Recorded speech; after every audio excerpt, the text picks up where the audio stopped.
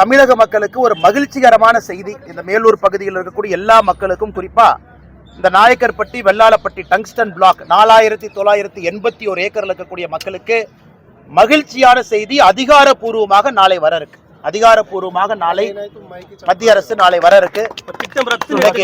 கிஷன் ரெட்டி ஐயா அவர்கள் நேரடியா நம்முடைய பிரதமர் ஐயாவை இன்னைக்கு சந்திச்சு, அமைச்சர் கிஷன் ரெட்டி அவர்கள் நேரடியா பிரதமர் நரேந்திர மோடி ஐயாவை இன்னைக்கு சந்திச்சு பேசி, நாளை மிக மிக மகிழ்ச்சியான செய்தி அதிகாரப்பூர்வமாக நாளைக்கு வர இருக்கு. இன்னைக்கு இங்க இருக்கக்கூடிய எல்லா அம்பலக்கார ஐயாவுக்கு அமைச்சர் அவர்கள் உறுதி கொடுத்துட்டாங்க. ஒட்டுமொத்தமா உறுதி கொடுத்துட்டாங்க. அது அம்பலக்கார ஐயாவுக்கு தெரியும். ஏன்னா அதிகாரப்பூர்வமாக நாளைக்கு வர இருக்கு. அதனால் நாங்கள் பாரதிய ஜனதா கட்சி மக்களுக்கு என்ன உறுதிமொழி கொடுத்தோமோ அதை காப்பாற்றி இருக்கின்றோம். அவங்க கிராமத்துல போய் உறுதிமொழி கொடுத்ததை காப்பாற்றி இருக்கிறோம். 4981 ஏக்கர்ல மைனிங் வராது என்கின்ற உறுதிமொழியை கொடுத்தோம். அதை நாங்கள் காப்பாற்றி இருக்கின்றோம். நாளை அதிகாரப்பூர்வமாக மத்திய அரசு சார்பாக செய்தி குறிப்பு வரும்.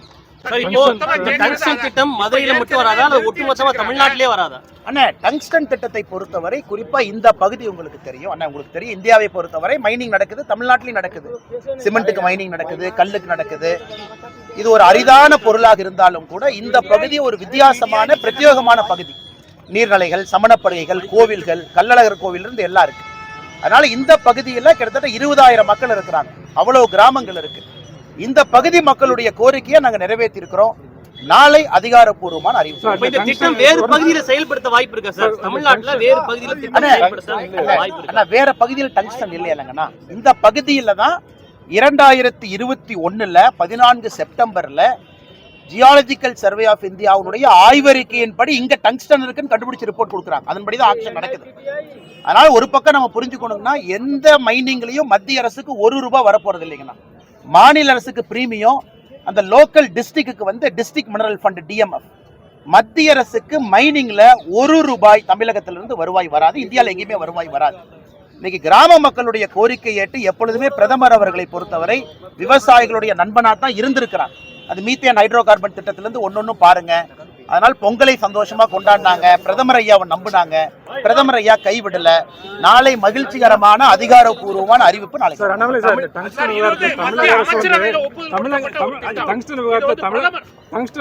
தமிழக அரசு வந்து மக்களை ஏமாத்தி இருக்காங்க. வேடம் போட்டு பத்திரிகையாளர் சந்திப்புல உங்களுக்கு எல்லாம் தெரியுங்க. நான் ஒரு அரசியல் கட்சியை குறை சொல்ல விரும்பலீங்க. மத்திய அரசு ஒரு நிமிஷம், நாம் ஒரு அரசியல் கட்சியை இங்கே குறை சொல்ல விரும்பலீங்கன்னா, நான் தேதி வாரியா சொல்லிட்டேன். மத்திய அரசு மாநில அரசு கேட்டாங்க, மாநில அரசு கடிதம் எழுதினாங்க. கடிதம் எழுதும் பொழுது எங்கேயும் நிறுத்துங்கன்னு மாநில அரசு சொல்லல. அதனால இந்த இடத்துக்கு நான் அரசியல் பண்ண விரும்பலீங்கன்னா. அம்பலக்காரர் ஐயா இருக்கிறாங்க. நாங்க உறுதிமொழி கொடுத்தோம். இன்னைக்கு நாங்க அதை செஞ்சு காட்டி இருக்கிறோம். பிரதமர் அவர்கள் மற்றும் ஒரு முறை தமிழகத்திற்காக மக்களோடு விவசாயிகளோடு நிற்பார்கள் என்பதை மறுபடியும் இன்னைக்கு பிரதமர் அவர்கள் தமிழக மக்களுக்கு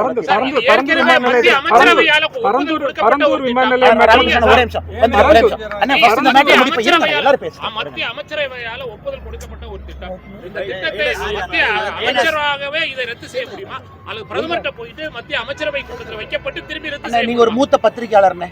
இன்னைக்கு அமைச்சர் ஐயா உறுதிமொழி கொடுத்திருக்கிறாங்க. அதனாலதான் நாளைங்கிற ஒரு வார்த்தையை பயன்படுத்தினேன். இப்ப அமைச்சர் ஐயா பிரதமரை சந்திக்கணும்.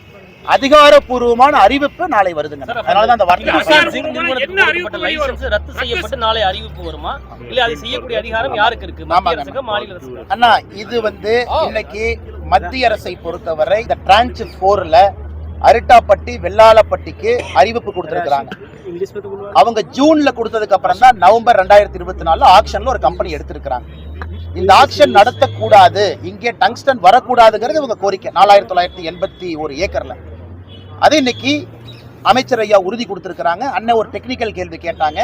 பிரதமர் ஐயா தான் ஒரு முடிவு எடுக்கிறாங்க. இதற்கு முன்பு தற்காலிக நிறுத்தி வைப்பு பிரதமர் ஐயா தான் எடுத்தாங்க. அமைச்சர் அவர்கள் பிரதமர் ஐயாட்ட பேசிட்டு நாளைக்கு அறிவிப்பு வரும்.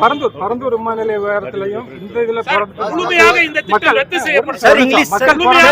ரத்து செய்யப்படுமா அல்லது வேற இடத்துல ஏதாவது இருக்கா அப்படின்னு நல்லா புரிஞ்சுக்கங்க. டங்ஸ்டன் இங்க தான் இருக்கு, வேற இடத்துல டங்ஸ்டன் இல்ல. அந்த இடம் முழுமையாக ரத்து செய்யப்படுமா? தமிழ்நாட்டிலே டங்ஸ்டன் திட்டம் இனி வராதுன்னு எடுத்துக்கலாம். நல்லா நீங்க புரிஞ்சுக்கங்க. தமிழ்நாட்டுல டங்ஸ்டன் திட்டம் வராது. காரணம் அவங்க கண்டுபிடிச்சது இங்க மட்டும்தான்.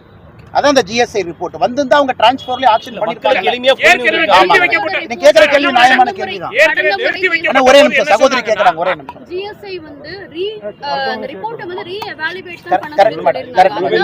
வந்து கம்பைனிங் மினிஸ்ட்ரி வந்து Madam, லாஸ்ட் டைம் கொடுத்த ஒரு அறிக்கை. Madam correct.